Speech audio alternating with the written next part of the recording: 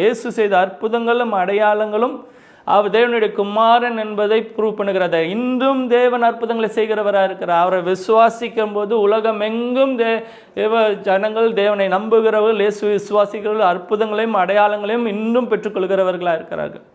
உங்கள் வாழ்க்கையில் நீங்கள் பெற்றுக்கொண்டிருக்கலாம், நீங்கள் பார்க்குறவங்கள வாழ்க்கையில் பெற்றுக்கொண்டிருக்கலாம். எல்லாமே அப்படியே மேஜிக்கு ஏமாத்து வேலைன்னு நினைக்காதீங்க. போய் செக் பண்ணி பாருங்கள். நீங்கள் எதுவுமே அப்படியே கண்மூடித்தனமாக நம்பணும்னு அவசியம் இல்லை. போய் செக் பண்ணி பாருங்கள். அற்புதங்கள் பெற்றுக்கொண்டவர்கள் இருக்கிறார்களா இல்லையான்னு செக் பண்ணி பார்த்துட்டு அது நான் உண்மையானால் இயேசு தேவன், இயேசு தான் தேவனாக இருந்தால் அவர் சொல்லுகிறார் நான் தான் வழி அப்படின்னு சொல்கிற வேற வார்த்தை இல்லைன்னு சொல்லும்போது அதுக்கு ஆப்போசிட்டாக நீங்கள் சொல்ல முடியாது. சத்தியம் ஒன்று தான். ஒன்று சேர்த்தா ஒரே ஒரு ஆன்சர் தான் வரணும்.